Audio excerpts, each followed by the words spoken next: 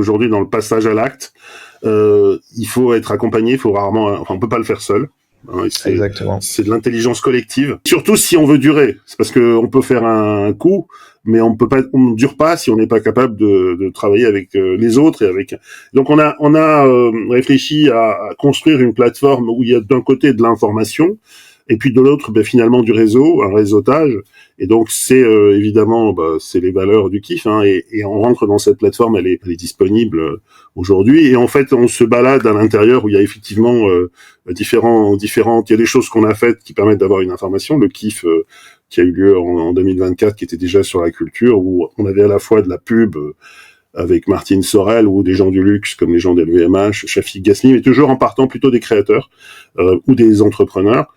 Tout ce qu'on continue à faire avec la Sorbonne, où là c'est vraiment avec beaucoup plus les gens de cinéma, et puis en fait une partie qui doit être mise en action et qui est physique, c'est d'une part des rencontres, on a mis le joli mot français de réseautage plutôt que faire du networking, mais c'est parce qu'en fait il faut se rencontrer à un moment donné. On va aller prochainement au Canada voir EAI, qui est l'équivalent du kiff Canada. Et évidemment, à un moment donné, il faut aussi travailler avec des gens qui sont pros, dont vous.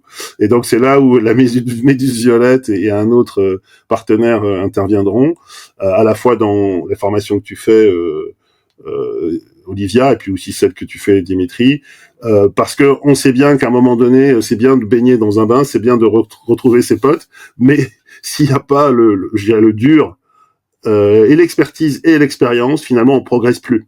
Et donc, c'est pour ça qu'on est ravis de montrer ça.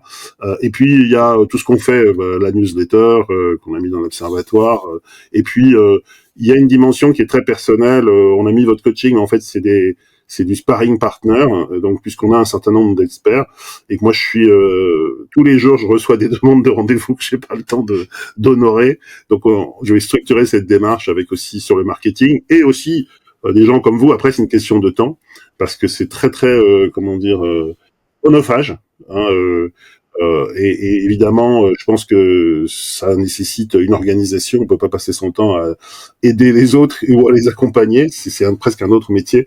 Mais moi, j'ai été surpris de voir le nombre de gens qui, exactement comme tu le décrivais, Dimitri, arrivent et puis se retrouvent dans une relation auquel ils sont pas du tout préparés. Mais ça fait 25 ans que j'étais dans la pub.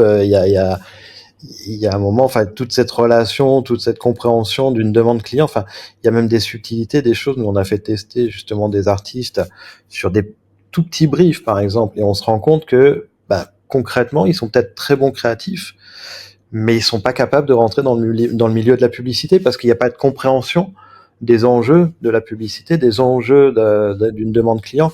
Donc, effectivement, ils ont une identité qui est forte, mais il va vraiment falloir les accompagner et on a déjà dû refuser 3-4 artistes parce qu'on n'arrivait pas à trouver justement, l'accession à la créativité, à la visibilité a été tellement rapide que derrière il n'y avait pas toute cette culture de répondre à un brief client, de comprendre comment on gère ça. Pas mal de réactions quand on l'a testé nous ont dit en fait il faut aussi le penser comme un club de la Révolution française où les gens s'agrégeaient par des idées. C'est un club d'idées, en fait. Et donc, c'est vraiment quelque chose qu'on va co-construire. On n'est pas sûr d'avoir toutes les briques pour l'instant. On va les enrichir. Il y a déjà un moteur de recherche, mais on est en train de travailler pour qu'il y ait une IA, en fait, qui accompagne pour aller chercher les différents exemples, parce que c'est une bibliothèque, mais si on ne sait pas aller chercher, ça sert à rien.